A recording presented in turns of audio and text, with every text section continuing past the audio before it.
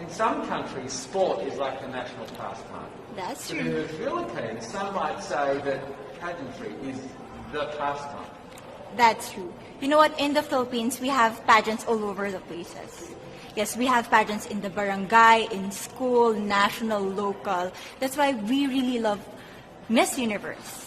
It's like it's giving pride and putting the Philippines back on the pedestal. That's why there's an added pressure as a candidate coming from a pageant-loving country.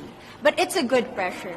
I always look up to our former Miss Universe Philippines. They really did well in the competition. And now this is my time to show who I am, to offer what Rabiya can show to the rest of the universe. So I'm very happy, and at the same time, I'm excited to make all my kababayans proud, and hopefully I do. Why do you think it is that the Philippines love pageants? They have appreciation for beauty. We do love pageant because we used to think that we wanted to be included in the world. I have to be honest, in the Philippines, my skin color used to be not the standard of beauty. I was obsessed whitening my skin because these are the kinds of beauty queen we see on the mainstream. But things were different now.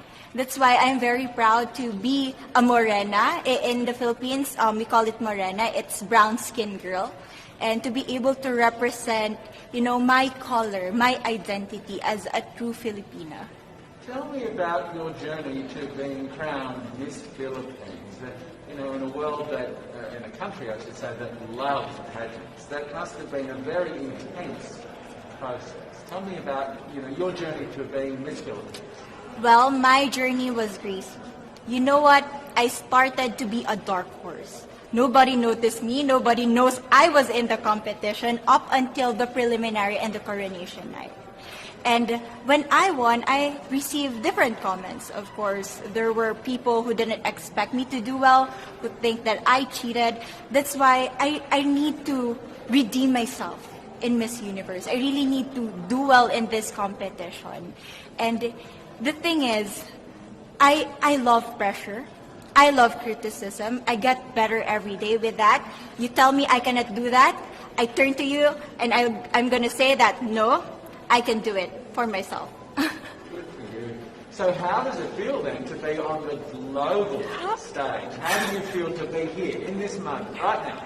It's crazy, but I'm overwhelmed with the support, not just from the Filipino community, but also from Thailand, Latin countries who do appreciate me as a candidate, as a person. It motivates me that I am beautiful, I can offer so much in this world, and when somebody believes in you, it gives you that extra energy to really do well and perform well. Do you have a sense with the girls, all of the girls competing, you're competing, but is there a sense of camaraderie with all of the girls? Is there a real spirit to, sort of motivate each other to do better? You know what? I have a different idea about Miss Universe. I thought it's going to be very competitive, in a healthy way, well, of course. But now I can see every girl helping each other, from fixing those hairs, from trying to zip up those outfits. It speaks of the closeness and the kind of camaraderie that we want to have. The goal of Miss Universe is not just to crown one girl, but also to build a genuine and long-lasting friendships among us. Would you say within the Miss Universe world, the contestants, is there a sisterhood? Are you sisters? There is sisterhood. I can say I was able to talk to different representatives from different backgrounds, different cultures. And despite our differences, there's so much to be highlighted in what binds us together.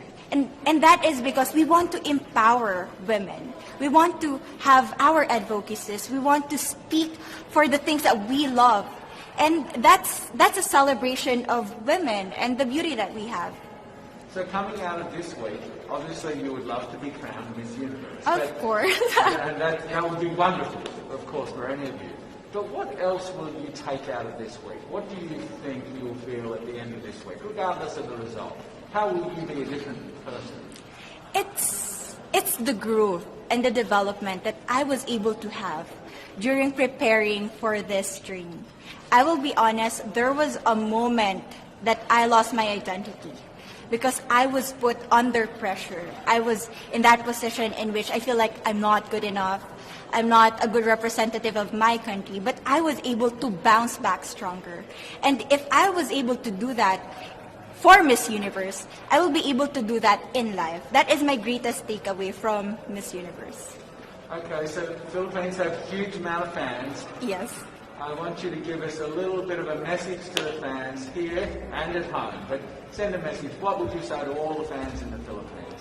To all my fans from the Philippines and from all over the world, maraming salamat po. Thank you so much for loving me and for believing in me. It means a lot to somebody who is so naive in this industry, who has no idea how to become a beauty queen on the first day of my journey. But because of your love and support, I was able to be the woman that I am today. And regardless of the result, I may or I may not win the crown, but one thing is for sure, I'm gonna make you all proud.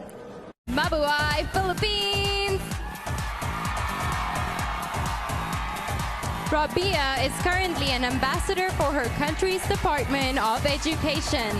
This 24-year-old cum laude graduate and rap fan works as a teacher and enjoys writing stories and acting in her spare time. Philippines!